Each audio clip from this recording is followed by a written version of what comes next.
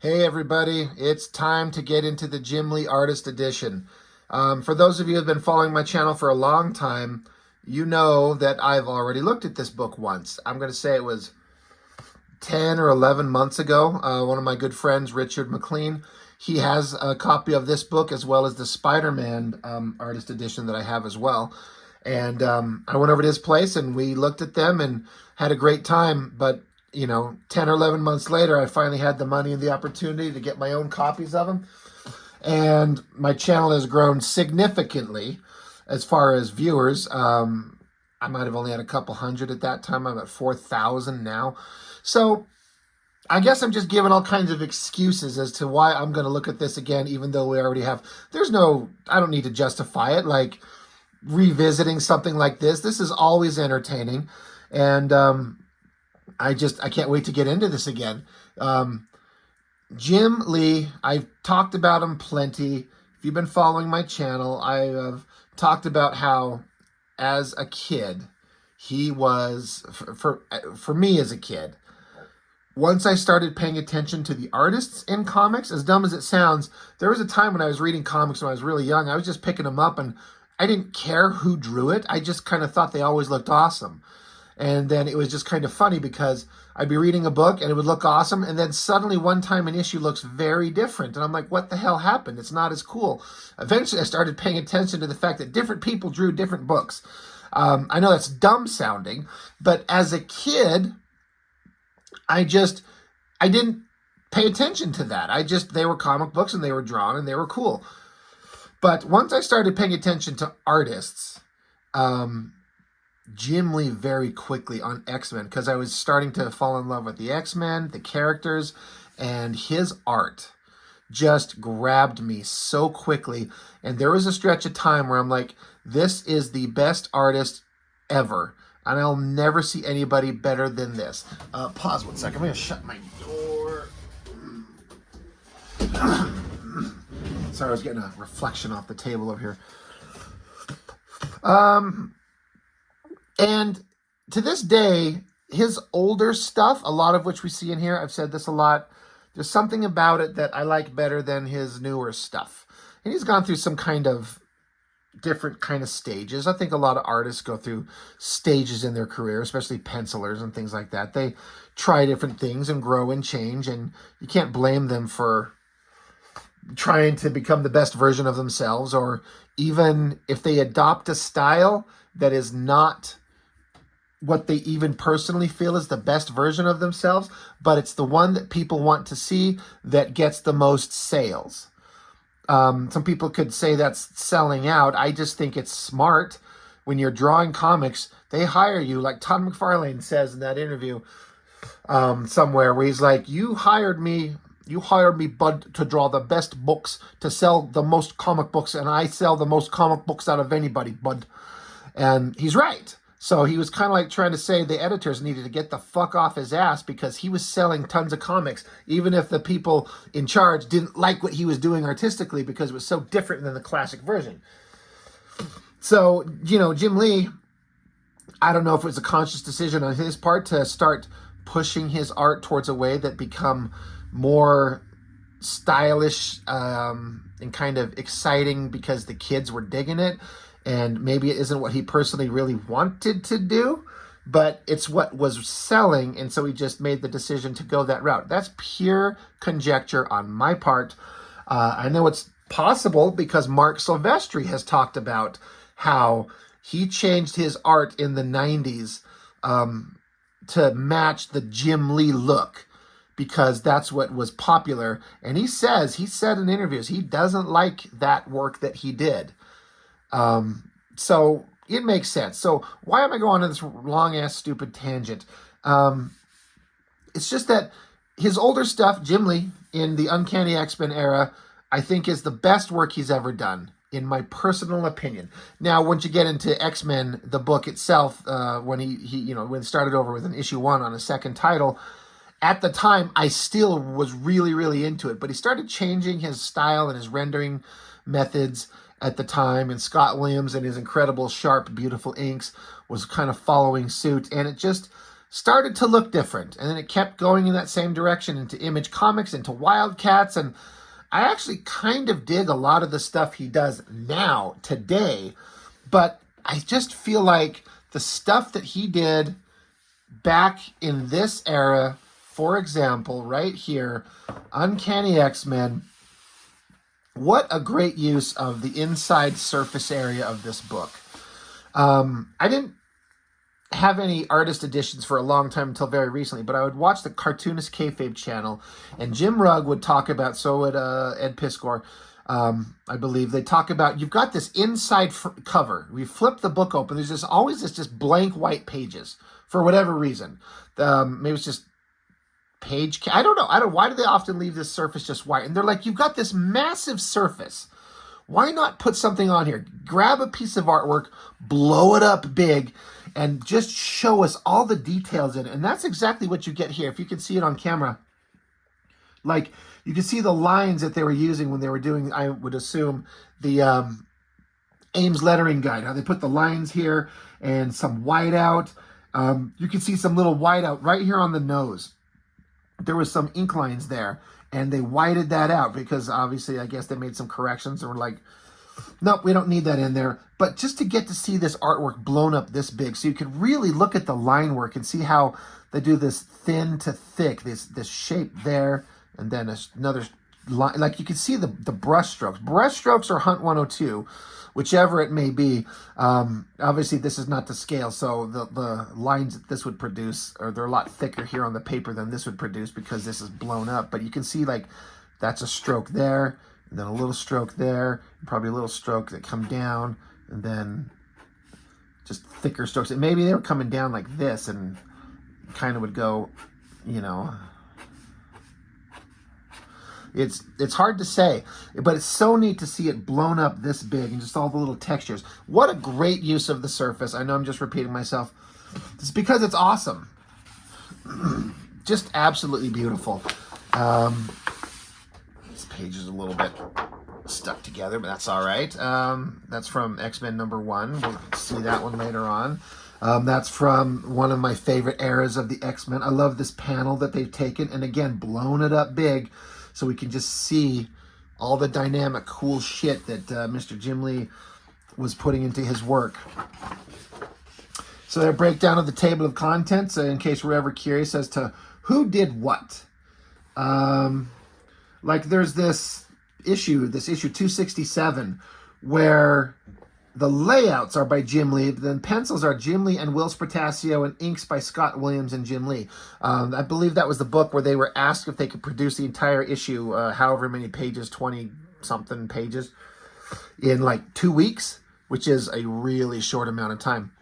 But just Jim Lee, Will Sprotasio, and Scott Williams all got together and just kind of like maybe just played to their strengths. Jim Lee doing layouts, Will Sprotasio rendering, and Scott Williams inking, you know, and they produced a really good looking book, but it's neither exactly Jim Lee nor exactly Will Sprotasio. It's kind of an interesting kind of mishmash, but it was fun.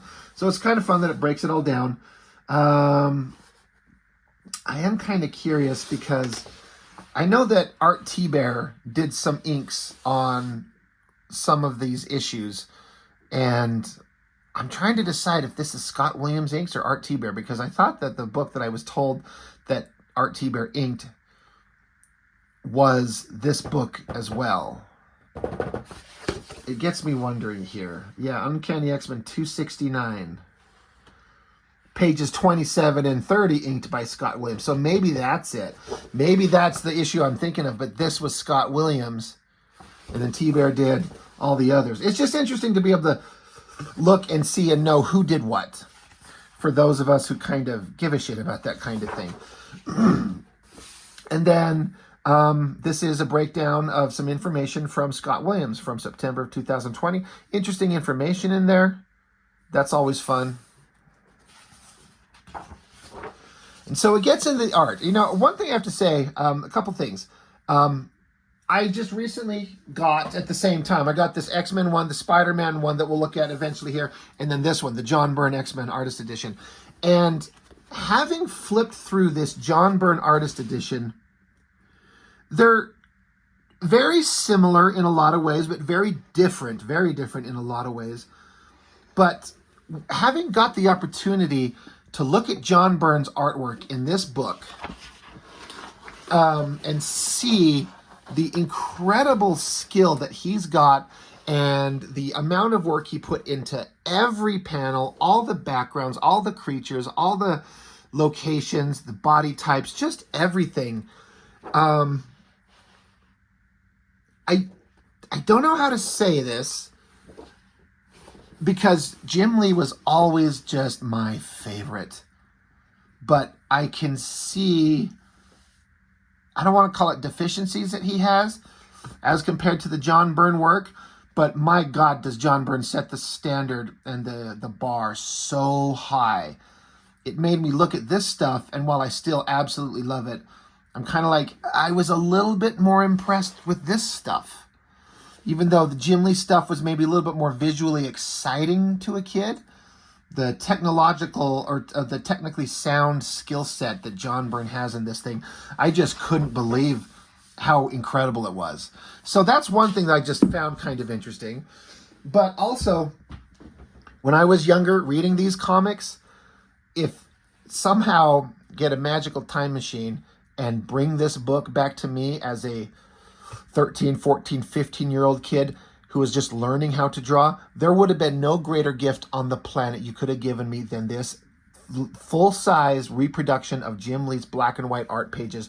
Like, I love it I am 47 now, but as a kid, this would have been the greatest thing I'd owned in my existence, and I would have treasured it beyond anything else in the universe because I was so in love with his work and getting to see it. I go on these stupid little mind trips where I think about what would it be like if this happened or that happened or I said this or I did this 1,000 years ago. But if somebody would have given me this book when I was so much younger, the greatest thing I'd ever seen in my life. Interesting starting out here. This is X-Men 248. I'm not sure because I'm not going to look it up right now while on the video. Is this the first issue of X-Men that Jim Lee ever drew? Like this first issue where he actually was the penciler? It's interesting because, so September of '89, so I was only 12 years old. Dan Green on inks, which is really interesting because I don't know how often this ever happened before where Dan Green has inked Jim Lee. I've talked at length how Mark Silvestri doing Wolverine and Uncanny X-Men, because, Uncanny X-Men, Dan Green was inking here, and Silvestri was in this run too. The combination of Silvestri and Dan Green, that's in a similar way, that magic sweet spot that just looks so unbelievably good. And I wish they'd put together an artist edition of this type, like this thing, for Silvestri's X-Men work. Of anything, honestly. That would be absolutely fantastic to see, and I would get that instantly at full price day one. But Dan Green with Mark Silvestri's magic. Dan Green on Jim Lee is very different. Not bad, but I remember seeing this and going, is this Silvestri? Because that finish that Dan Green does is just a little bit different than what I was used to on the stuff like this with Scott Williams and the way that his work kind of got to look later. But, kind of your classic Wolverine jumping at you and then it gets riddled with bullets. Great figure drawing, great inking, great everything. But it's just so different having Mr. Green do the inking over Jim Lee. Because, again, I would look at this and I'd seen this art but didn't know who drew it. It doesn't jump out to me as Jim Lee. I was like, that's Silvestri. Maybe not. Maybe it's not Silvestri. Is it? Isn't it? I mean, we know now, but it's just an interesting kind of difference in how. And Jim Lee was much younger, hadn't quite refined who he was going to become yet. And Dan Green's inks just kind of gave it a specific vibe that looked very similar to Silvestri. So great double-page spread. Wolverine, the Reavers, the storyline that went on with the Reavers and Wolverine was some of my favorite books. And I wish there was some of that stuff. Well, that's Silvestri. I was going to say the one where Wolverine was crucified on the X. That was Silvestri drawing it. God damn, that would make an incredible artist edition. Why they haven't done that, I don't know. But we jump from X-Men 248 way later into X-Men 256. This is where Jim Lee was doing what I think might be the best work he's ever done as far as I'm personally concerned. His figure work, the lighting, the details, it's all there and it all looks amazing. He hadn't quite yet, so many of his pages anymore, as they go on, you'll see in the X-Men #1. I mean, I get why they would do it, but every page would have a giant figure shot that looks like it's put there to sell the page in the aftermarket for financial interest because it's got that big giant shot of Wolverine or Cyclops or Psylocke or whatever the hell. But in these, he's not doing that quite yet. He'll do it on occasion when the story calls for it. I feel like his storytelling was a little bit more focused on telling the story rather than making a dynamic page that the kids will love. And both are valid things to do. But this figure of Psylocke, I mean, that's pretty awesome. It's a pretty big figure. It's a quarter of the page, right? I just feel like this was the best when it wasn't all about the big figure splash focus. Interesting to see this kind of faded, the screen tone. Or it's like those pages of that, those screen tones where you lay it on top of this and then you cut out the part that you want and remove the other bits and then just leave that tone on there. It looks like it doesn't age very well. I mean, I don't know what it looks like fresh. Is it like a more gray and it's kind of turning this ugly yellow? You can see some of the probably rubber cement or something like that holds the lettering on. If that's how it's done, if this lettering is pasted onto the board rather than drawn on it, but I'm actually editing myself. I apologize because I think you can see the Ames lettering guide lines on this. So I'm guessing the lettering is done straight on the board. So why are the words yellowing? I'm curious. Some of you know, Chuck Gibson, I'm sure you're probably listening. Do you understand why the lettering would be yellowing if it's drawn straight on the board? Is it maybe the tools that they were using were not as archival as a good quality black ink like this other stuff? Because it looks like the lettering, like I was saying, is not done separately and pasted onto the board. It looks like it's actually directly on the board because you could see the lines, unless the lines are on the paper from when they did it on another page and then cut it out and pasted it up. I don't know. I am just really curious if somebody knows exactly what happened. But Jubilee, I love the expressions on her face here. More of those tones on the Mandarin's face there. Really, really cool. And I love the way Jim Lee did these hand ninjas. Really neat. We'll get to see more of them in a page coming up. These are some of those pages where it was... we're talking about Jim Lee and Whilce Portacio doing penciling duties, Scott Williams inking, because they had to rush out an issue. And honestly, I mean, the layouts are not in any way that I'd be like, that's Jim Lee layouts. But it looks very much like Whilce Portacio rendering on so much of it. This Gambit face, this Storm face there, that is very much a Whilce Portacio face. The mouth shape and the creases on the nose and the mouth and the eyes, like that is very much Whilce Portacio right there. So you can kind of see where they kind of, if Jim Lee did like a basic layout sketch and kind of a basic, rendering of how the face is supposed to be done, and then Portacio comes along and tightens it up. You could see how certain places he focused tighter, like this face over here. Very much a Portacio face. There's so much interesting stuff going on this page. Love these hands. Kind of looks like a dry brush or even like a marker that's dying. If you probably can't see it through the camera. I mean, I guess I could try to bring the book closer. If you can see that, it almost looks like a marker that's dying, and so it's got that faded look. But maybe it's just a dry brush. I don't know. Always loved this shot.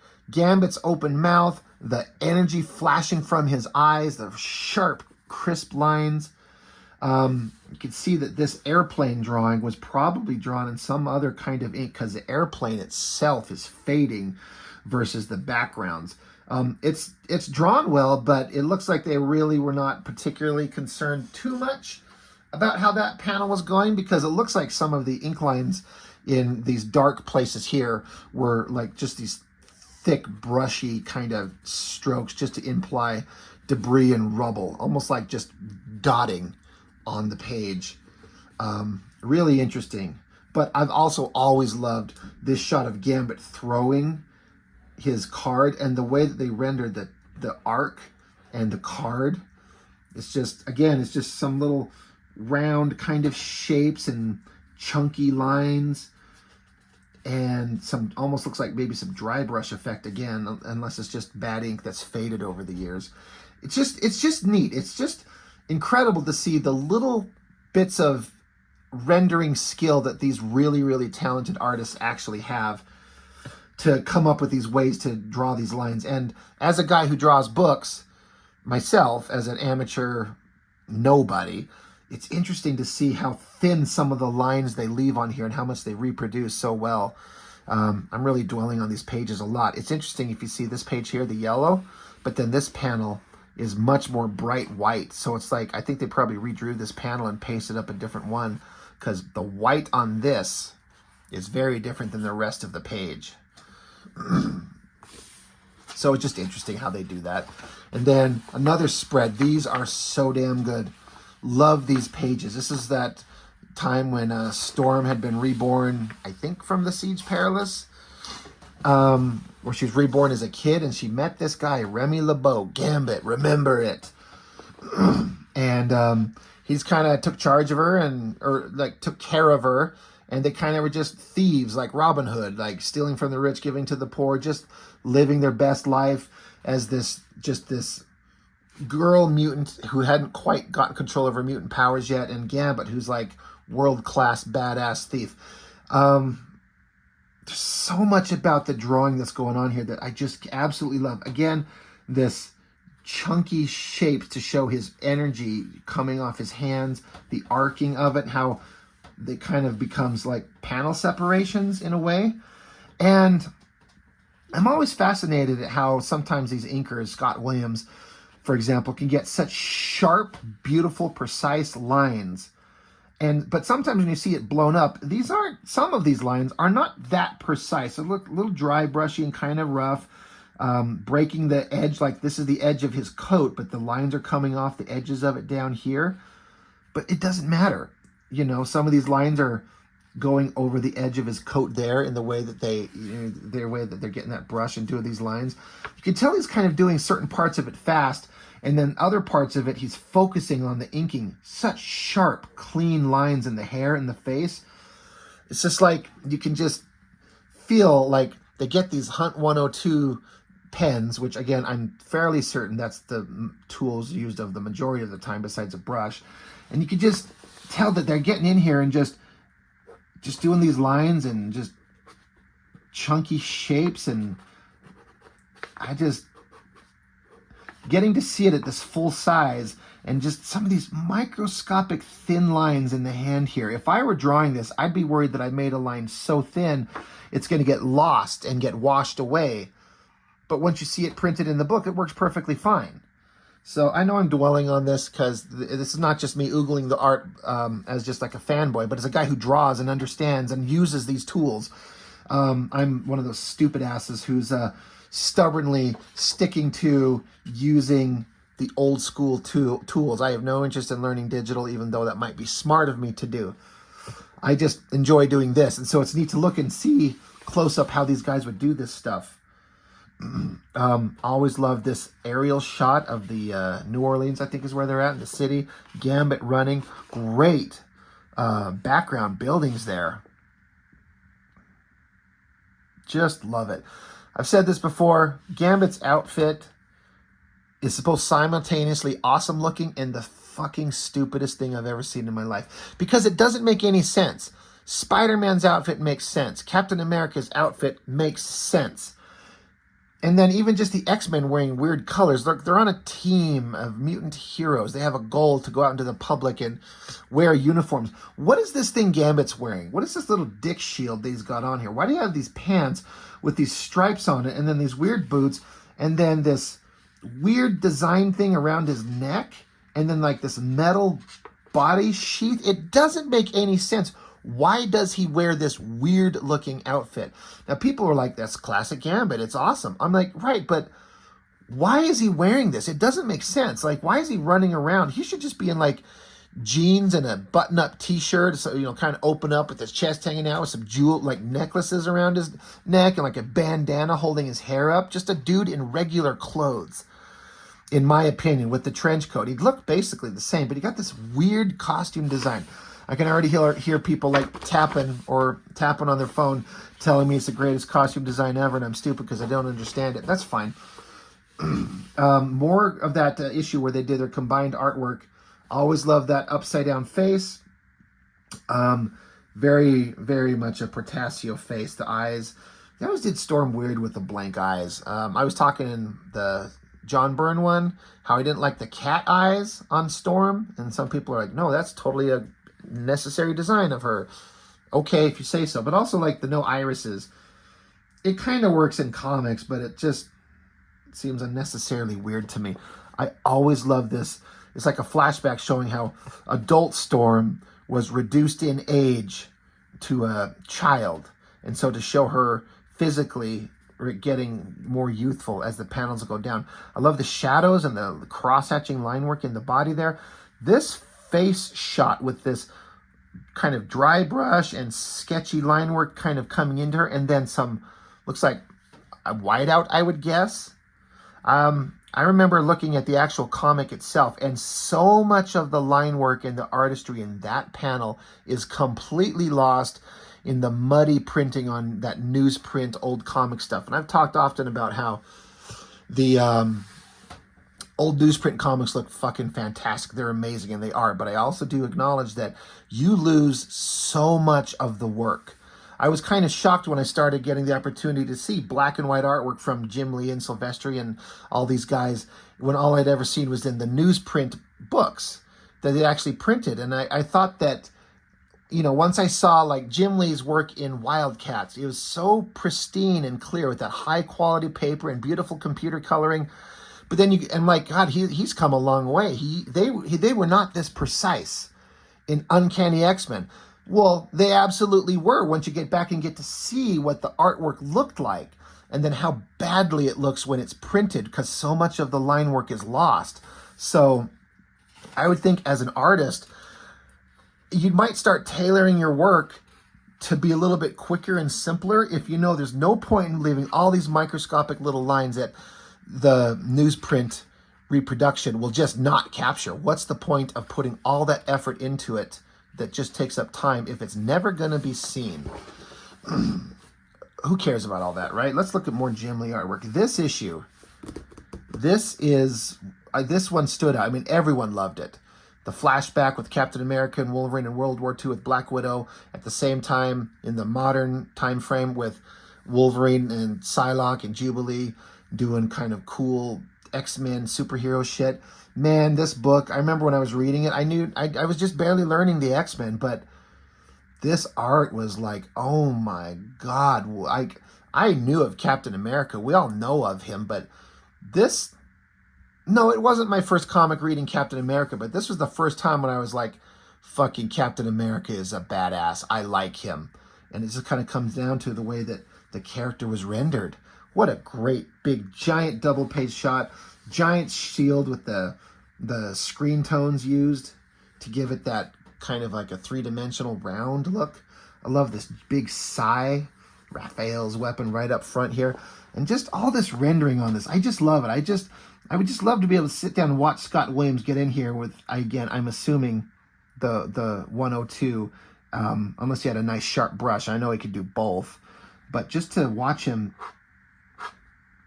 throw these lines down and get in here and just do these little details. It makes me want to draw. And that's one of my best compliments I can give any artist, is when I look at their work and it makes me want to sit down and do the same thing, even though the shit that I create looks like absolute ass compared to this. Love the totally realized backgrounds. Again, these hand ninjas. It's just kind of like black. I love the fact that the ninjas' outfits are like loose, billowy things rather than, like, I would always used to think back in the day that ninja outfits should be like skin tight things, but I really noticed in how they made them like these loose flowing things. Really neat. I always love this kick, you know, nailing Captain America. This is a very young Captain America, so see him getting like nailed by the ninja here. Like, he's obviously a badass, but he's still young, he's still learning. And it looks like they might have beat him. Like, they kick him, slash his back, and they got him down with the sword raised up. They could have taken him out. Cap doesn't even have his shield. So, great artwork. Just this whole spread is so inspiring. I absolutely love it. This is Jim Lee's first issue as regular artist, regular penciler. They're like, all right, you're going to draw the book permanently for the foreseeable future. And this stuff is just so goddamn fantastic. This is one of my favorite versions of Wolverine. Very youthful Wolverine, pre-adamantium, so he was just a mutant with enhanced senses and healing ability. And I will forever refuse to acknowledge bone claws. Fuck that stupid shit. I hate it. I'll eventually get to those X-Men issues and go on a big long rant about why I fucking hate bone claws. It was never part of the lore until some writer decided, like, well, we're going to rip the adamantium out of him. Okay, that's fine. But he always had bone claws, too. Like, underneath his metal claws? Or did the metal coat his bone claws? Because that doesn't make sense, because the bone claws are like round, chunky, stupid things that come to a point, and his regular claws are flat blades. So what do they, form blades over the top of his bone claws? So stupid. I should just shut up about it because I hate it so much. It's so fucking stupid. It's like they found a mutant who could heal from almost any wound, and they're like, we've come up with this process to bond metal to your skeleton, and he can survive. So he'll become an incredibly dangerous weapon. Let's give him blades in his arms that he can retract and conceal. He'll be like the most vicious warrior ever. That's what Wolverine's claws should have always been. Not that he had bone claws in his forearm. So fucking dumb. I'm sorry. Great, big, awesome shot of Wolverine smacking the shit out of these guys. Always love this panel down here with Wolverine. Got a couple of, like, pipes just beating the shit out of some ninjas. Always love this shot again of Captain America standing there, flexing, holding his shield up. Very heroic, great body proportions. And then it jumps up into, so this is page 4. We jump over to page 8. Doing Black Widow. And doing this neat, like, again, those screen tones, just to give it that gray, flat tone. I want to say, was that something that Frank Miller started? Why do I have Frank Miller and Black Widow? I didn't read almost the entirety of the Frank Miller Daredevil run. I've got like one issue. But did she show up in that? Is this look something originated by Frank Miller, or am I completely wrong? I'm sure somebody will know. But fighting these ninja, pretty awesome. I love the little glowing effect on the swords. Neat stuff. One of my favorite pages ever out of anything Jim Lee has ever done is this one right here. X-Men 268, page 10. I always absolutely loved this big shot of Wolverine. It's kind of unfortunate that the lettering has to cover up his mask, but that's just how it goes. His anatomy on his neck and his shoulders, the pectoral muscles, the fists balled up. It just, like, this is Wolverine to me. This right here. Psylocke was the silent, unknown ninja. Like, she'd been remade. She's no longer British with purple hair. She was Asian and a ninja. And we didn't really know how much we trusted her, but he had no choice. So him and Jubilee teamed up with Psylocke. And then, so love that panel. Love Jubilee jumping. Love that shot of Wolverine. These shots of Black Widow. Again, it's not like if this were a modern page that Jim Lee would do, I think that this would be a full figure shot top to bottom, or maybe just from the top of her head to, you know, her upper thigh, just taking up the entire page. But in this case, just this little skinny panel of her, and I can't tell you how much I love the physical anatomy. It's not overly exaggerated and overly sexualized like some of the stuff would eventually turn out to be. But she's obviously very much in very good shape. She's a superhero. She's a badass. It's a comic book. She's got to look hot. I love the anatomy on everything there. The legs, the way the lower legs are drawn down to the feet, that gray tone on it. It just looks absolutely perfect. And then again, this shot of her face where it's twisted up. And we're looking like up, like you can see the bottom of her chin, her nose. That's a tricky angle to draw. Perfect looking. And again, the way he connects the neck to the collarbone and her arm, the shoulders, perfect. And then once again, another great shot of her body there. The curves, she's beautiful, but not overdone. Great connecting the rib cage to the hip bones, and then the ass shots and the muscular legs. This page, like if you're giving me opportunity, like I could own one page from Jim Lee and I would have to create like a top 5 options. This might be on there. I love this page so much personally. This shot, always love these ink lines with these shadows underneath the hat from Wolverine looking really intense right there. Just love it. And again, I wonder if that's brush or the Hunt 102 and he's just going across it. Fantastic. I would look at that forever and try to like figure how do you do that? How do I emulate that in my own work? Another fantastic page. Always love this screamy shot of this guy, the cross or the line work to give like an uplighting, like from the headlights shining into him there, the Wolverine figure there, bathed in headlights from the car, works perfectly. The speed lines in the background as he jumps up and does the big awesome kick through the windshield. I remember reading this book going, gosh, damn, is that awesome. Just kicking the guy right in the face. So great. Another page from same run. It's just all great. I mean, here we are 36 minutes and I'm barely a few pages into this book. We got a whole bunch to go through. Y'all might be tuning out. It's a shame these pages got so yellow, but this was my first time when in this book, or this issue of X-Men, whichever one it is, let's say somewhere, where I was reading Rogue in modern time, like the modern day version of her. Now, she had been disappeared and was gone somewhere.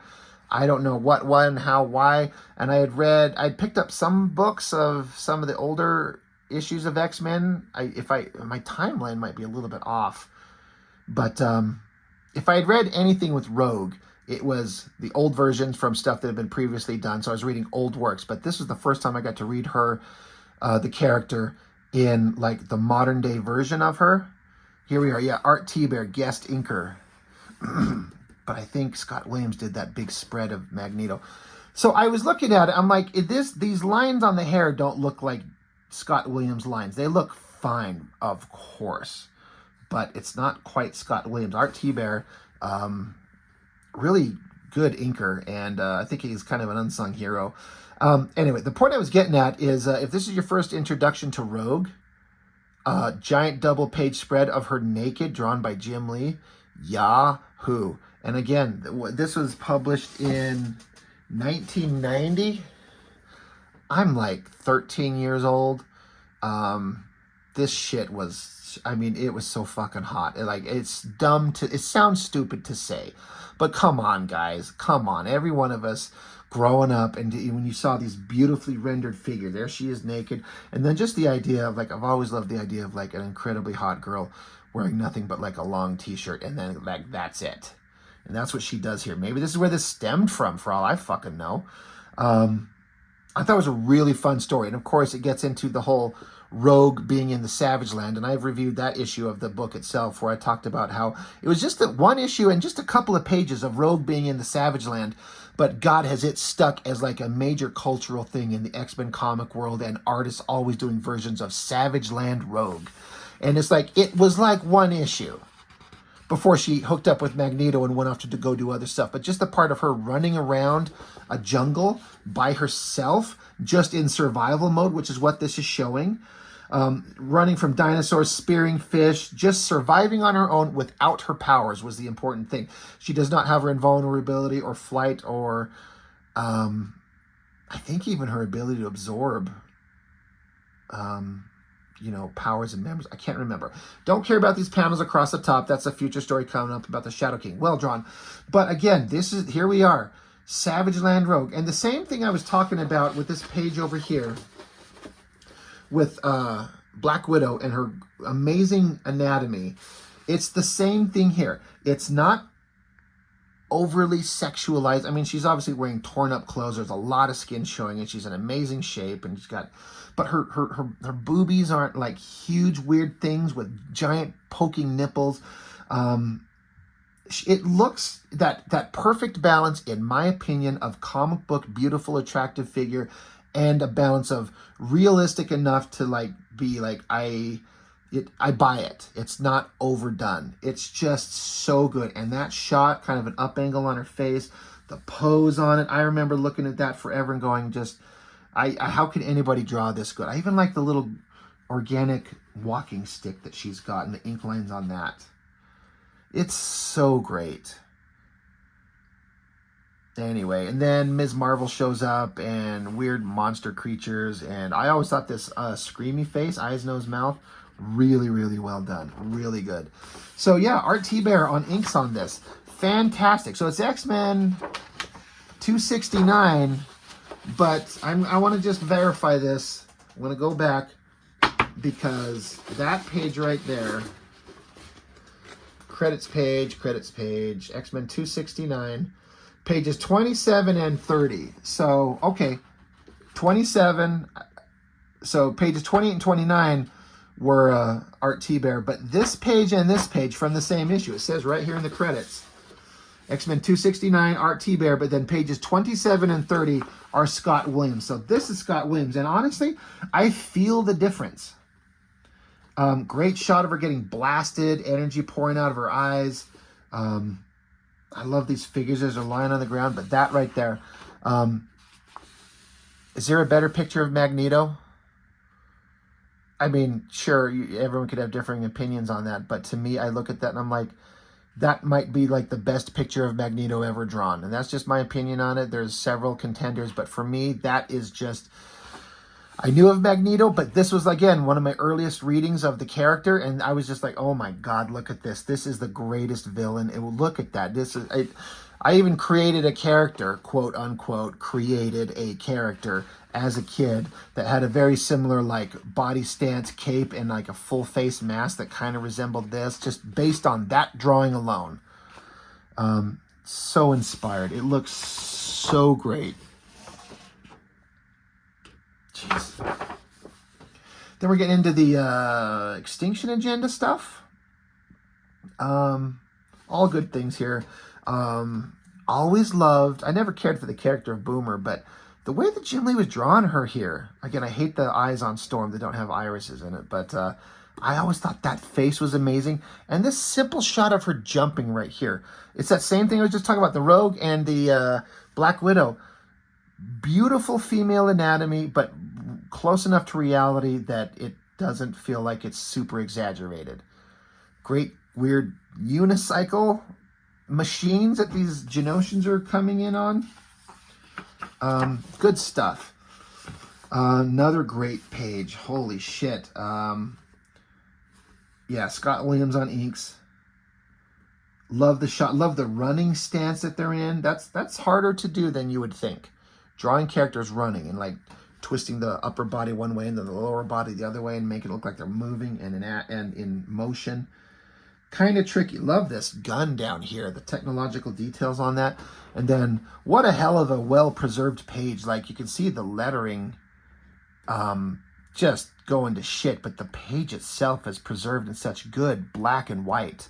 Somebody's loving this page. And I'm saying that like because some people would take and scan the page and get on Photoshop and start fucking with the values to try and get the whites a pure white and the blacks a pure black.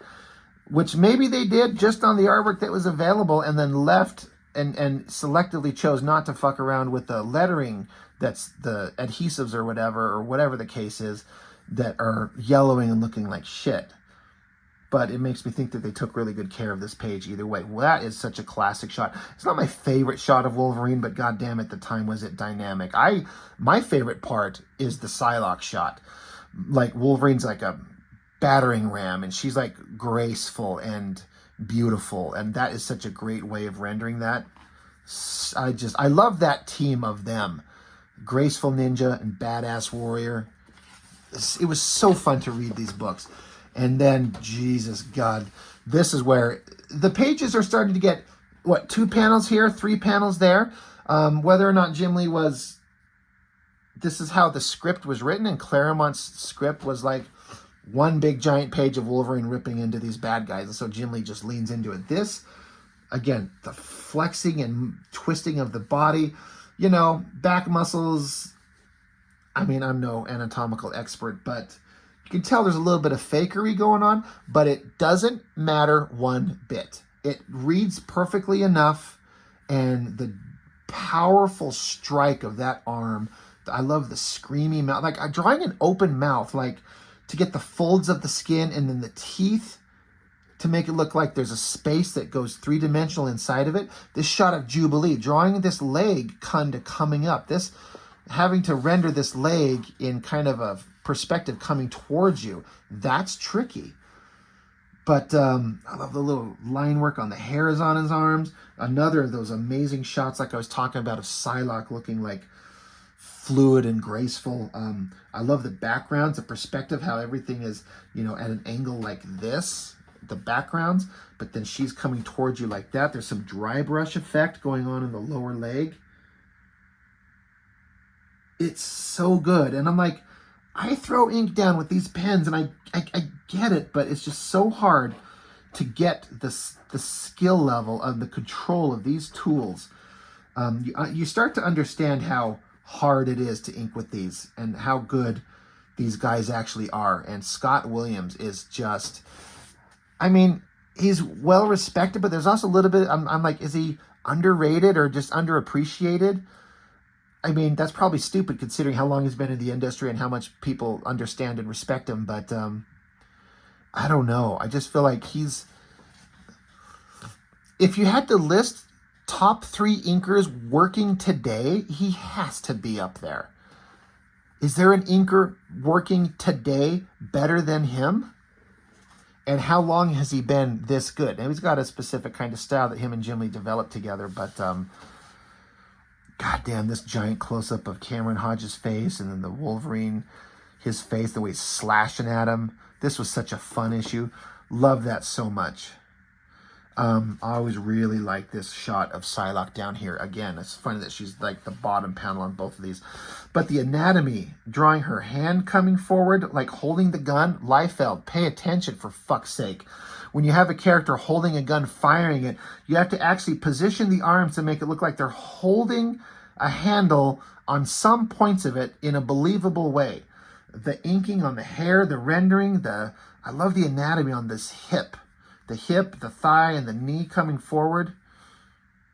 It's just fantastic. Scott Williams on inks. I mean, this is, you know, Jim Lee Artist Edition, but when Jim Lee and Scott Williams it's them together. It's not just one of them, you know, and Art T-Bear obviously has done some inking on here, obviously, so that goes without saying. But it's, you know, Jim Lee, X-Men Artist Edition. But Scott Williams deserves just as much praise because it's his finish work on this stuff that is making it become the final version that we're actually looking at. How much time would this page have taken? All the backgrounds and getting all these characters, different heights, different body types. So great. I think it's fantastic. I always like this shot of Wolverine. They got his hands tied behind his back so he doesn't jump off and murder people, because you know he will. And then just all the rendering on this, like lavish, like ritzy ceiling. God, there's even all these figures like in the audience in the background I've never ever noticed before right now. A lot of time and effort. I bet that would be an expensive page if they were to go up for auction and sell. And then here, this was getting into like, this was like one of the formative, most powerful things that formed Wolverine as my favorite character and Jim Lee as the best artist on Wolverine ever, is this shit right here. This, I mean, I reproduced this with my own character and my own god-awful, terrible comics 1,000 years ago. I tried to reproduce this side view of that face, the nose and the gritted teeth specifically, trying to reproduce that and capture that over and over. Archangel looking awesome. I always love this screamy face on Archangel down here as he's spraying his feathers. And then this maniacal face here on Wolverine again with the hand, all the awesome cross-hatching and the little line work on the body hair. It's kind of interesting. There's all these like background lines. I know that Liefeld does this a lot. It's just kind of like, what is the point? It's to give it like a chaotic kind of vibe in the panel. All these random lines to kind of help sell a motion and a movement and something. It feels kind of unnecessary, but what the fuck do I know? They're well done, like thrown really sharp, nice lines. That shot, again, that's another one of those like shots of Wolverine I tried to copy. That face, and again, that open mouth with the teeth, the tongue, and like the back molars, and then getting into the front teeth, and then how do you render the lip, and then how much of the chin do you actually not see because his mouth is open so the chin is tilted away from you. That is a tricky thing to learn. Also a tricky thing to learn are fucking balled up hands just in general, but fists, all these different shapes and all the shadows, how like the shadow cuts across your thumb here, but then across each one of your fingers. You know, you can just learn to draw hands. Just get a lamp and just start taking pictures of your own hand with different shadows and lighting, and it's a pain in the ass. And then this shot as they like rammed into each other. Again, like every face shot of Wolverine, there, even Archangel, there. Every one of these are just absolutely perfect. I stared at these in the original comic book for hours and hours. And again, like I was saying, if you would have given me this book as a kid and I got to see this up close, I would have just spent so much time just marveling over how. What the hell tool? I had no idea what a Hunt 102 was. How would I know? I was living in a small town, Utah. There's no internet. How do you find out this shit? You know?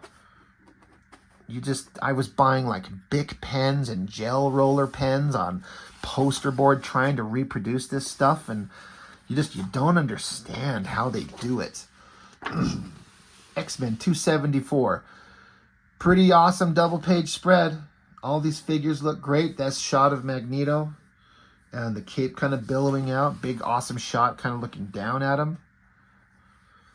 Really makes the page like jump out at you with these giant figures on these pages. Lots of complicated backgrounds, extra characters, frickin' dinosaurs, frog people, four-armed characters. And that's hard. Like, you learn how to draw anatomy, but then you're like, I gotta attach another shoulder to what part of the anatomy? How does that even work?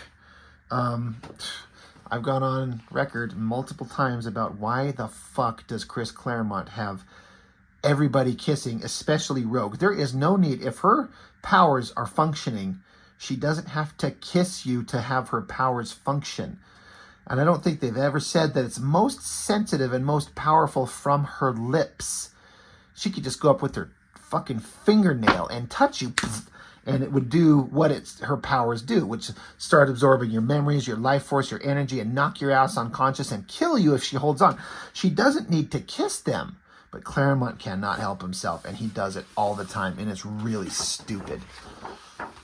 This is Rob's opinion about one of the greatest writers on the greatest runs of comics ever, and so don't listen to no damn thing I ever said. I always like that figure of Rogue there.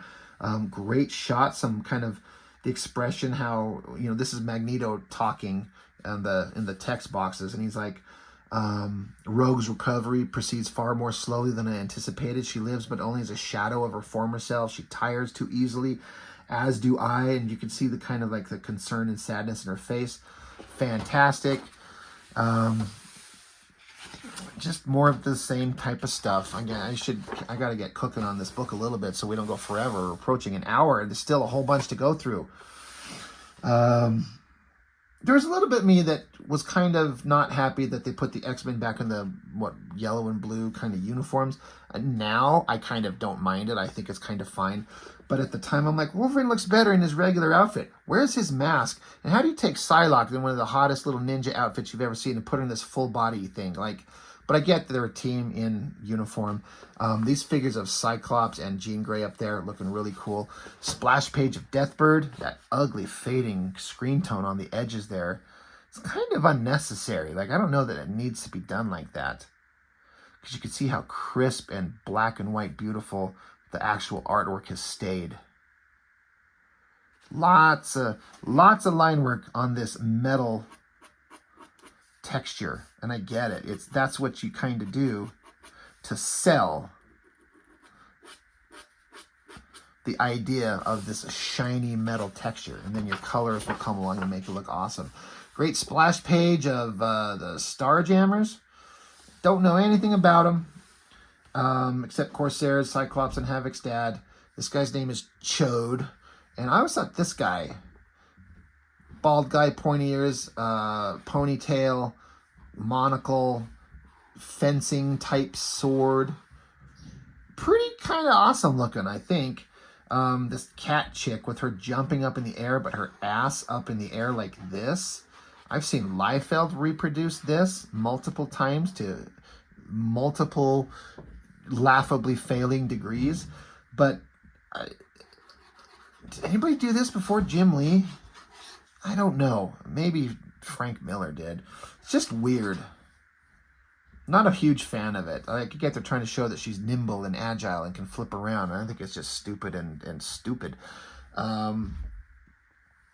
Always stared at and tried to reproduce this exact side view of Wolverine with the bridge of the nose and then these rendering lines across the top, and then to do this mouth and do these little shadows to show like the back teeth. I tried to reproduce this so many times, and it was so hard to nail down. But then you're just copying another artist's interpretation without learning how to draw it from life in the way that you should on your own. There's something to be said for emulating an artist's work and copying an artist's work when you're young and you're starting out. I think there is something to learn, but you got to learn when you got to stop and look at real life stuff and learn how to draw it for real, and then start twisting it, interpreting it. Great shot of all the characters. I like this little panel up top here with the helicopters flying. And then the jungle, a bunch of just like dry brush dabbing effects, it looks like, and some whiteout thrown over it. Great pages, great backgrounds, great figures. I mean, that looks kind of like a John Byrne type page. Like every panel, like nothing giant, like a big, huge shot trying to sell it with the awesome characters. Just storytelling and full backgrounds and full details everywhere. This is funny. I never noticed this. This pilot, his name tag says Portasio. And he's got a little like pencil mustache, which Portasio had when he was around this era, if I remember correctly. That's funny. They put Portasio as the pilot. That's hilarious. I also just kind of noticing his goggles. They even rendered on the goggles like a reflection of the control panels that are in front of him. Like, great attention to detail. That is neat. That's funny, though, Portasio.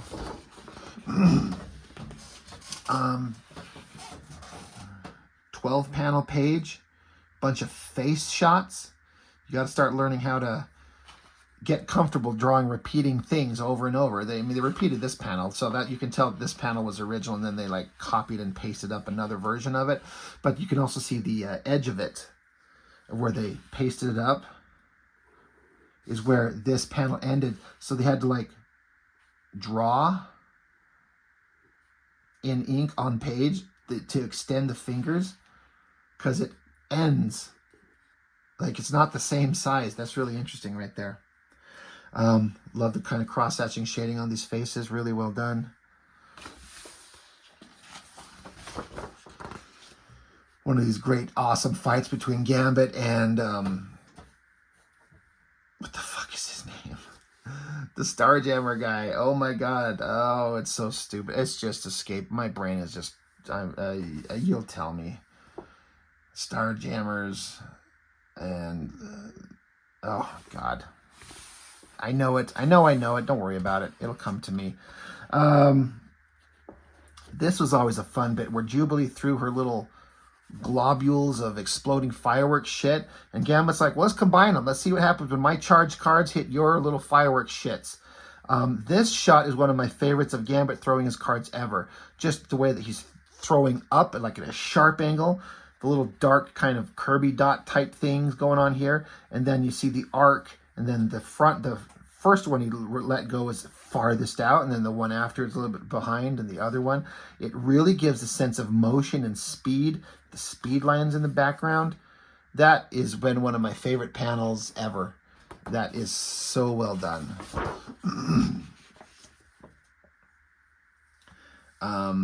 Great explosion. Always thought that shot of Storm was really well done. I mean, it's all really well done. Like, who am I kidding? I remember just seeing this guy again, whatever his name is. This guy with like a metal arm and the sword and the ponytail. Like, just based on the visuals, I created my own character that looked very much like that.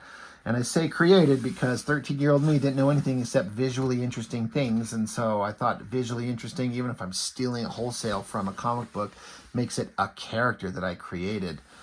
Gladiator, Jesus fucking Christ. Just look at the stupid thing on his head. I'm so stupid. Sorry, I know you're all yelling at me. If you've made it this far, an hour into this video of me just gushing over the artwork and the inking and the backgrounds and the details. Gladiator, Jesus Christ. Great shot with the girl teleporting away as Gladiator goes diving by.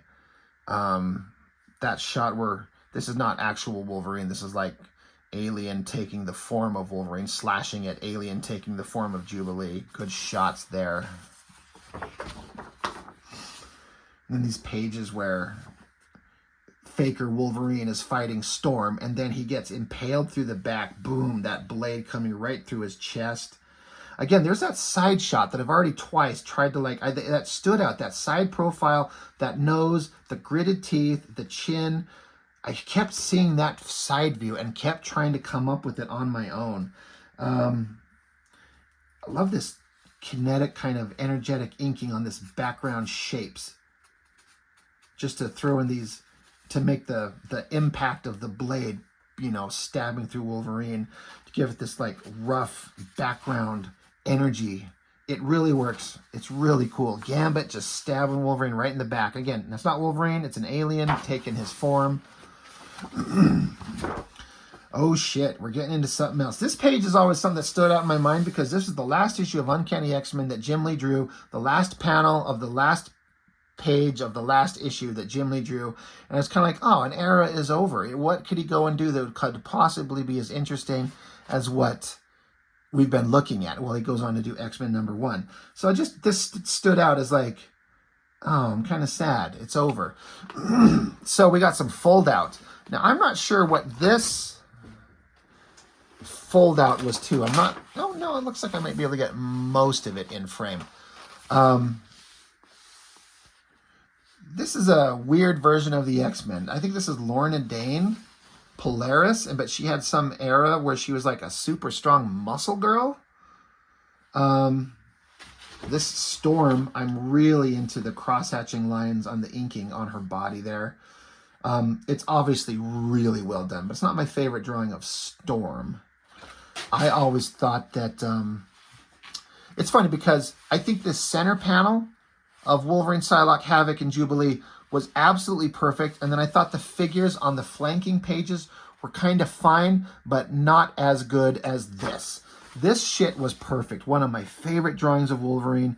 Just, you know, crouched over, claws out, Psylocke looking hot. The way he draws her hair, I mean, look at the different hair types. Slinky and small and kind of like the character herself. This is what my brother John pointed out to me. It's almost ninja-like, as opposed to Rogue, which is like wild and open, or Lorna Dane's got this long curly hair, or Storm's got this big, long, lush white hair. But just this, like, it's this kind of contained and, I don't have the words to explain it, but it just fits the character. I always thought this shot of Havoc with his arms up, almost just basically a silhouette. How do you make that outfit on Havoc look good? They could. It works. And then over here, I mean, this is a version of Rogue. I didn't mind this costume, but I hated her hair like that. I've talked about that before. I don't get it. Why they did it like that. It's kind of stupid. It eventually got phased out. Jim Lee would reshape the way her hair looks and just like long, curly, beautiful hair. It's a good shot of Colossus and good metal textures, but not my favorite version of Colossus. And I say that because I think Jim Lee draws the best Colossus. I think the big, strong metal guy has never looked better by anybody drawing him besides Jim Lee. That's just my personal opinion. And that is not my favorite version. It's not my favorite drawing. It's obviously really good, but not my favorite. But all that being said, this is just the triple page fold out here. We get into, oh shit, oh my God. I'm certainly not going to get all of this because it's 4 panels wide. Let's see if I look at my camera.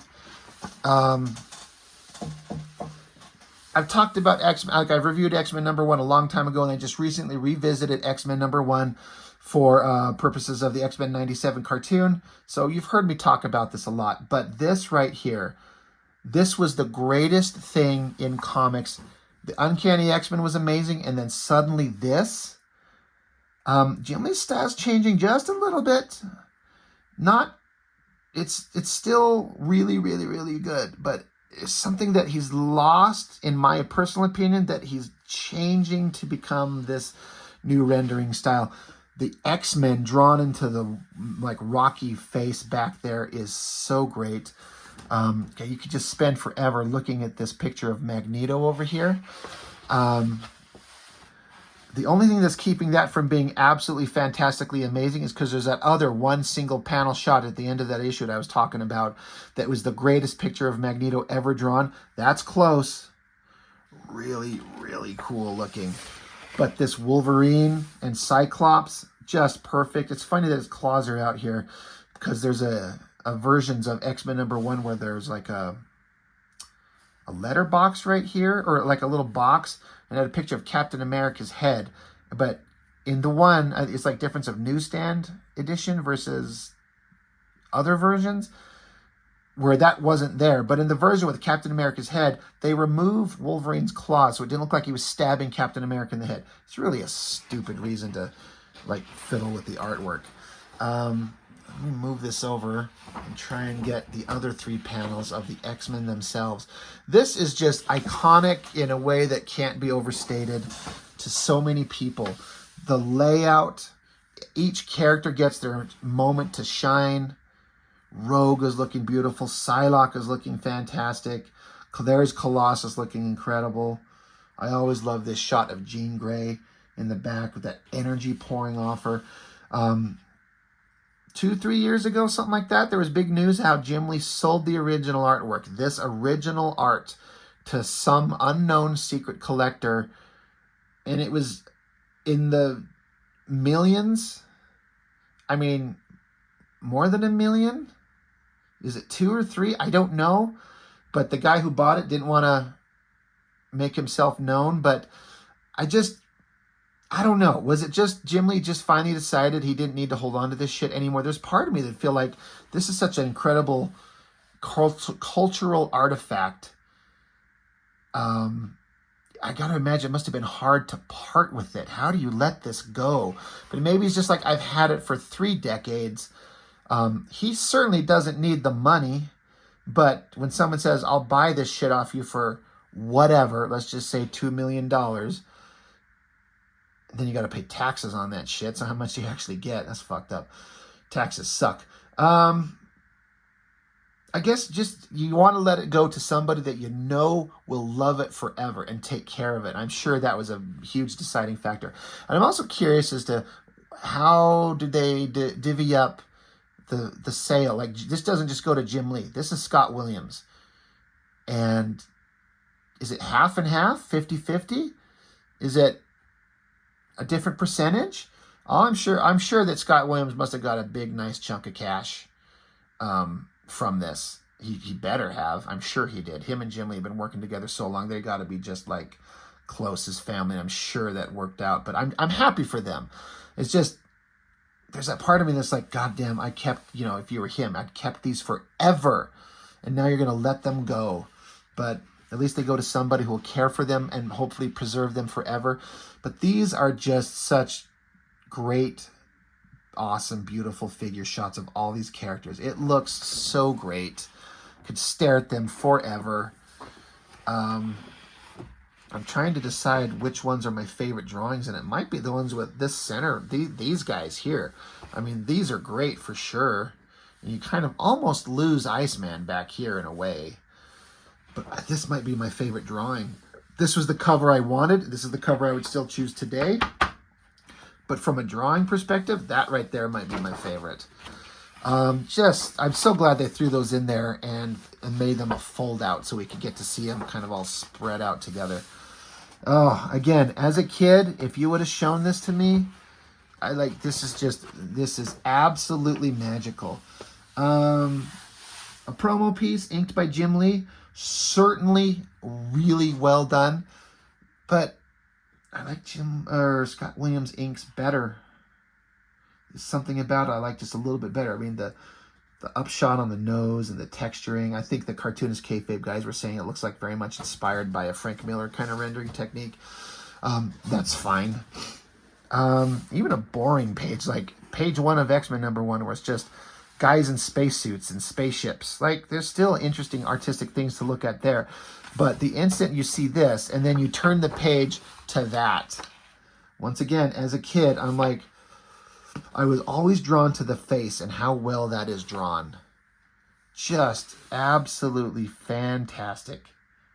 And then the modern me, the guy who inks his own pages, look at these sharp lines. Like, how do you do that? How do you get these sharp, beautiful, crisp lines? Just beyond practice. All these line works, so good. Scott Williams deserves a lot of shout out on these pages. Like, obviously, there's no denying Jim Lee's layouts and his figures and his lightings, and but the finishes by Scott Williams. This giant face here, jeez. I wonder if, again, how much of this is what parts are Hunt 102 and which parts are brush. I love all these lines up here in the forehead indicating like a lower light source coming up, casting the shadow up on his nose. I love how they use the beard and the stubble on his face as like rendering techniques to highlight the light source under it. And then just the way it's shaped, the way that kind of comes up this way and then comes down. That's really good. There's some lines, like these lines thrown in here and these kind of across here. Like, I don't understand what they're supposed to be representative of. I get all of these. That is the, obviously the shadows and the lighting, but some of these weird lines through here, it's like, why are these lines there? And I think the problem is that Jim Lee and Scott Williams make it look great. It looks fine. But then a lot of other artists were looking at this and going, well, they're just throwing lines all over the place. So our other artists who are less talented and skilled start throwing these lines around all over the place, not understanding how to make it look as good as these guys do. And then it just becomes like nonsense. So Jim Lee understood in a way that a lot of other artists absolutely did not. Another iconic double page spread. Now you're getting into these big shots. Like, this shit would sell for a lot of money. I thought Storm's outfit always looked really great. Rogue, great figure shot. And her hair is not that weird, long, poofy, Wolverine-looking type of nonsense. It's just more of a natural, curly hairstyle that works so much better. I remember reading this book and we were just so excited for it. There's, again, another example of a lot of lines thrown all over this head that kind of don't need to be there. And I don't understand what it's trying to communicate to us. Like, I get there's a shadow over here. You've got the nose and the shadow over here and kind of like a edge lighting going on the side over here. And you want to indicate some cheekbones, some shadows under the eyes. But why?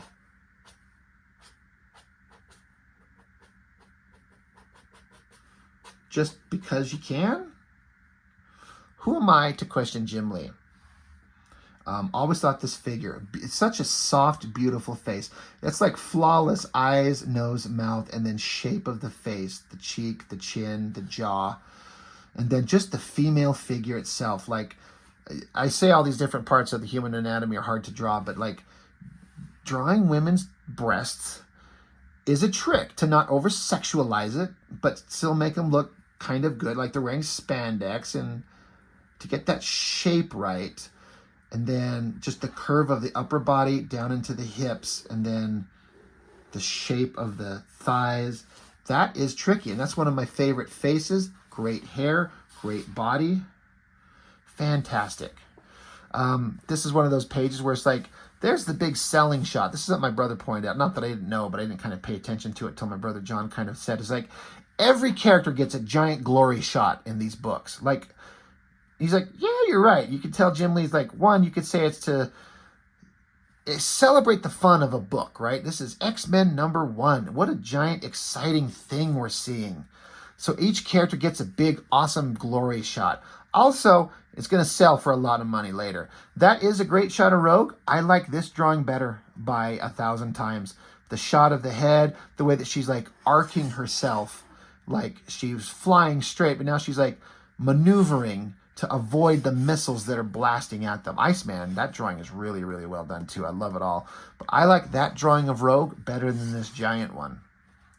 It's just the little subtle kind of figure drawing and gestures that the artist in me likes to see.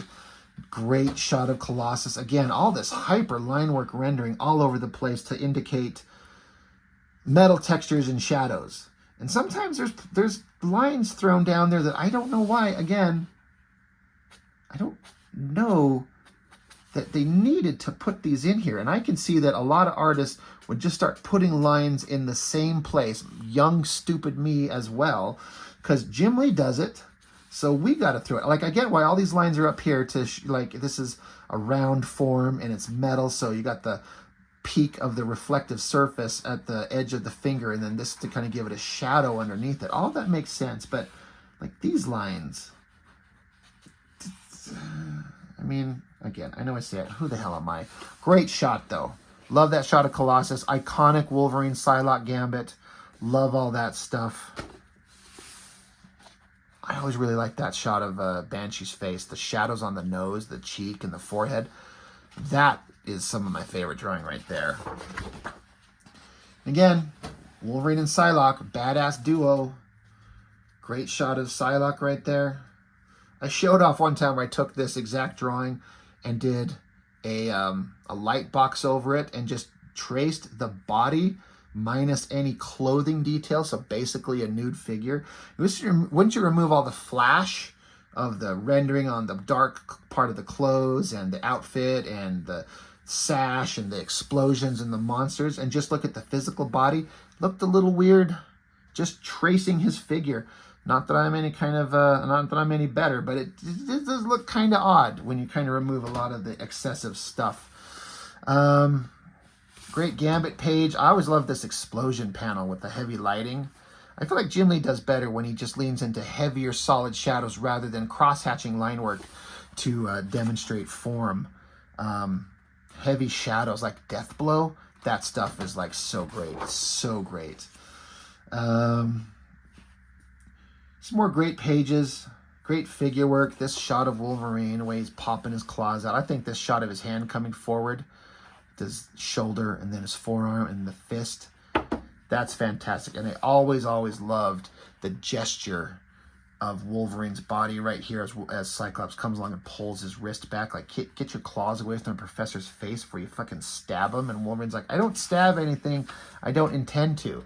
He's like, I'm going to stab your girlfriend with my cock.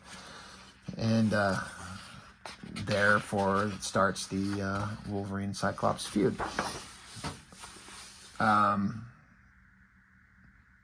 The Danger Room, I was going to call it the holodeck. That's just what I like to call it from Star Trek. It's the same fucking thing. Great pages, great side view, great rogue face, heavy lighting on Wolverine down there. All really well done. Kind of blasting through some of these pages a little bit because, again, we've been going an hour and 20 minutes. Are you still here watching this? If you are, thank you for joining me on this shit.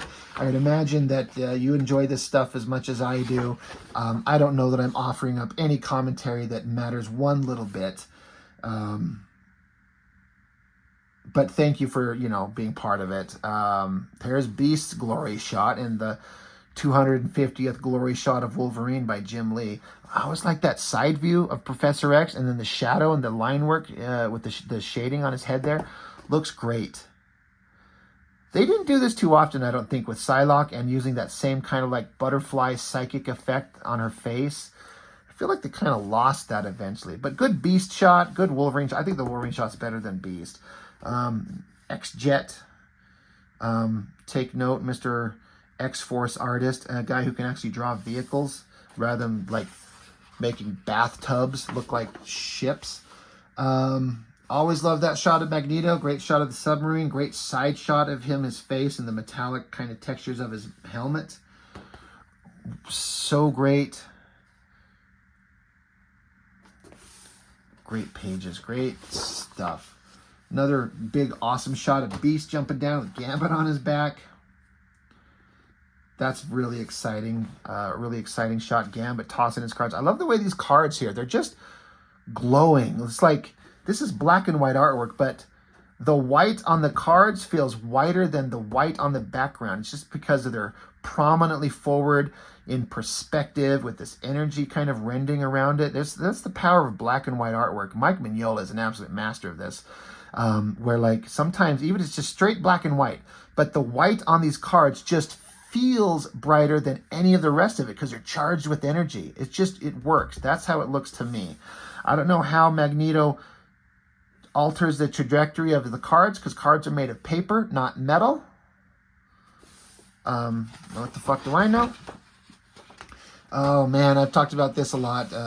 Very famous shot of Wolverine, Jesus Christ, Psylocke. It's well drawn. It's unnecessarily spreading her snizzatch right in our face. It didn't have to be drawn that way, but it's kind of ballsy. I wonder if he's drawn that, and even Scott Williams, and I'm like, all right, careful. Don't fuck up anything to draw the eye unnecessarily as we get in here with these lines. Crosshatch. Crosshatch. Get out of it. I love the line work on her upper body there. It's a great shot. Wouldn't change it for the world. Kind of unnecessary. Love this big shot of Cyclops' face down here. Again, that open mouth, the folds. It's so hard to do. Love this panel right here. This little inset panel, the uplighting on it.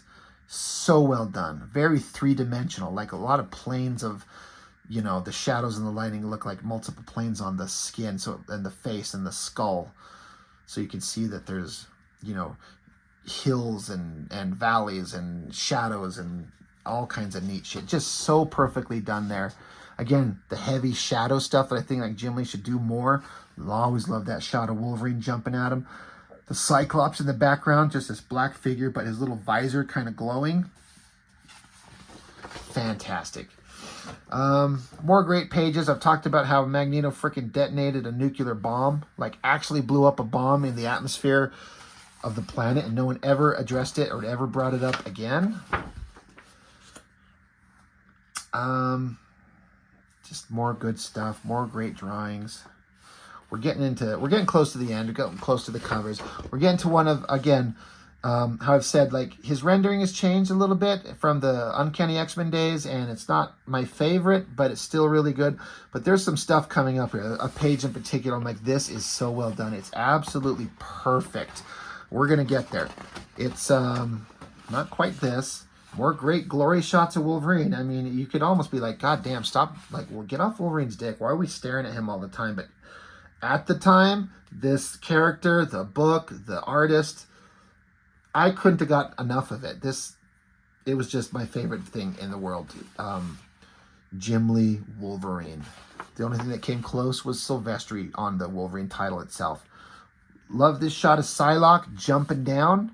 Great anatomy again, just grabbing onto the guy. It's a hard pose. This is a tricky angle where like we're seeing, is it a reflection in a window? As the guy that she was tackling, he smashes into a wall, but then this is her landing, but she's off panel. over this way, but we're seeing the reflection of her landing in the glass. I think that's what that is.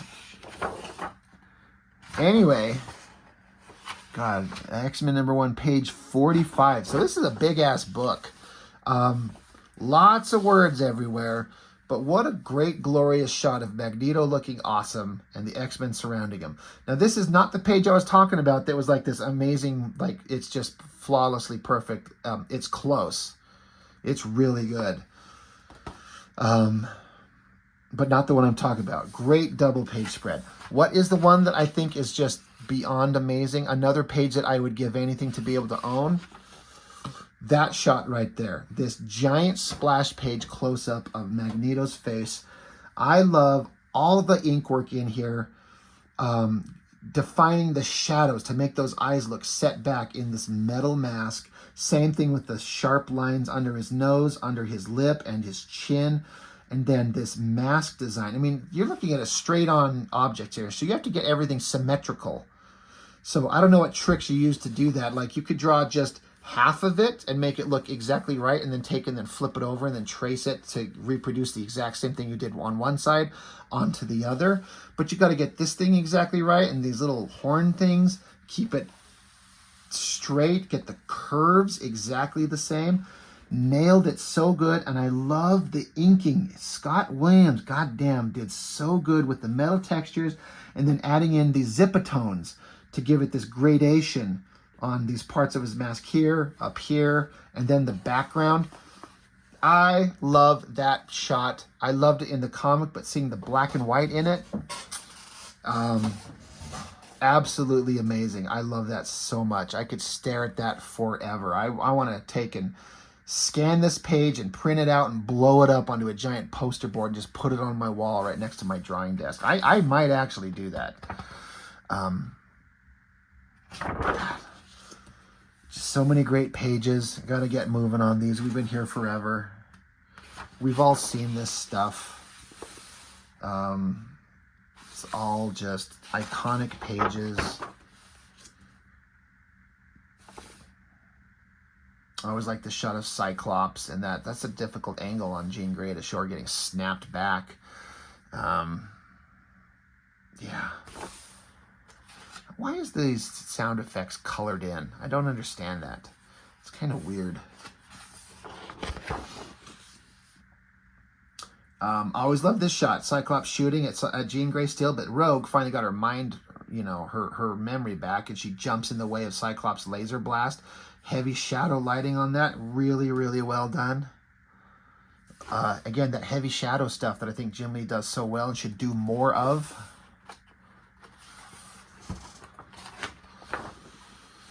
The infamous basketball scene in X-Men #4. Yeah, it says right there. They did an homage to this in the X-Men '97 cartoon. That was really fun. Always liked that shot of Gambit's face. Always loved this shot of Cyclops' outfit. I was always trying to kind of copy this idea of like this dark outfit and all these heavy shadows and highlights to make it look like a dark, leathery, shiny material. That is hard to do. Getting to X-Men #5, one of my favorite issues. I love how Gambit got an ace up his sleeve from magically who knows where. X-Men #5. I got to look at the credits because I feel like that is not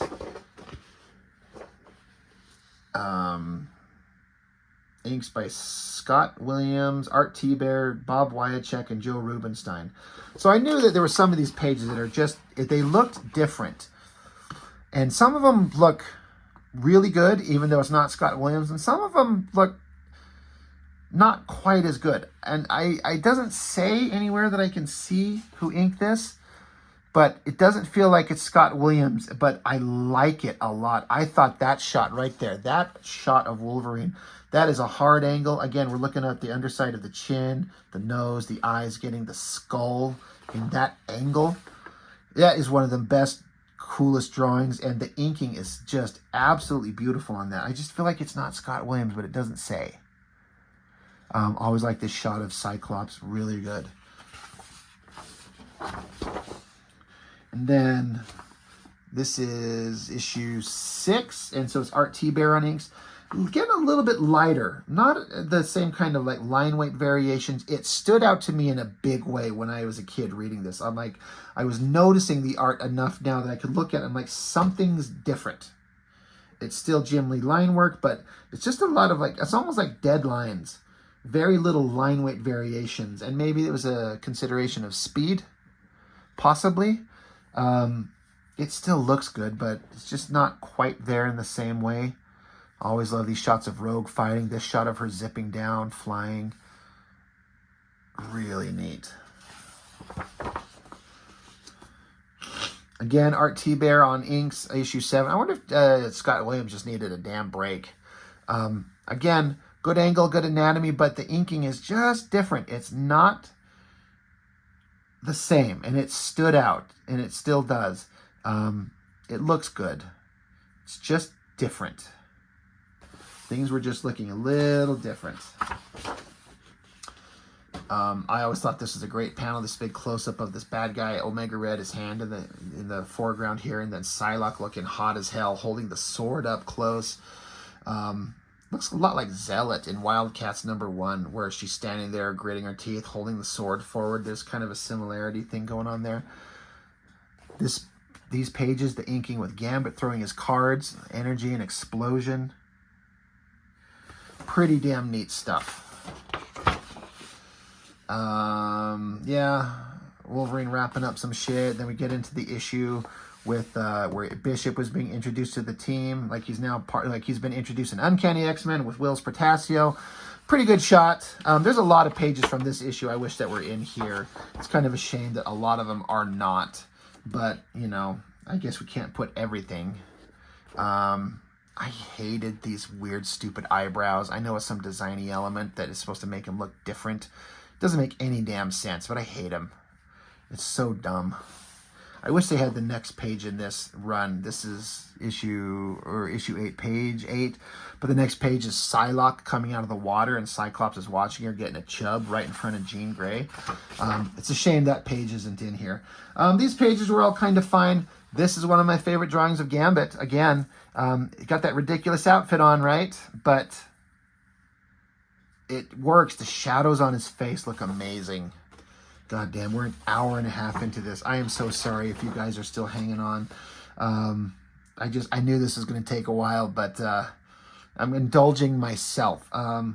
Brood-possessed Ghost Rider. I guess it's an interesting concept, but it wasn't worth... It was like 2 issues of X-Men and 2 issues of Ghost Rider. It was not a 4-issue story. So, do not care. Like the shot of the skull. A whole bunch. That looks really good. Awesome shot of the team. Yeah, another awesome shot of the team with Ghost Rider. Pretty good. And then we get into the boring issue of Long Shot with Dazzler. Was issue 10. Not much to say. Not much going on there. Then we get into the covers. That is another one of those magic pages. Like, if I could have a Jim Lee page, this shot of Wolverine jumping, when I saw that in the comic, I'm like, this is the coolest thing I've ever seen. I love this Wolverine character. This is the best artist on the best character. The shot of the face and the anatomy, the line work, it looks with the body hair making it look realistic. It's just beautiful, and I love it. I mean, people remember this one more, but I would take this one 10 issues later. That's 258. That's 268. I would take this cover any day over that one. But it's because I just like that drawing better. All of these Uncanny X-Men covers are great. Great one of Ms. Marvel fighting Rogue. That is another amazing one. I kind of feel like Kazar is like an afterthought here. Not really well done considering how goddamn good Magneto and Rogue look. Fury's looking great with all this gear and that great gun. So good. Can't imagine what he would sell these pages for or what they would go for in the market. Great cover. Iconic right there. Wolverine and the dying Professor X. Wolverine and Gambit fighting. Pretty freaking awesome. X-Men #4 cover. It's kind of cool. It's kind of good. I feel like Jim Lee himself even kind of like copied this basic design with the center guy here and 2 flanking him, like a Wildcats number 4, 3, something like that. I don't know. Really like this cover of him fighting Omega Red. This is the only time Omega Red was awesome, is when he was introduced and we didn't know anything about him. As we learned about him, we find out he's a big pile of nothing and he's stupid and who cares. Kind of a cool design, I guess. But at the time, picking up that issue off the stands, I was like, oh my God, is that beautiful. Not bad. Pretty good. Same thing. Pretty good. Pretty sure that's, yeah, Art T-Bear on inks. Just not quite the Scott Williams level, but still pretty damn good.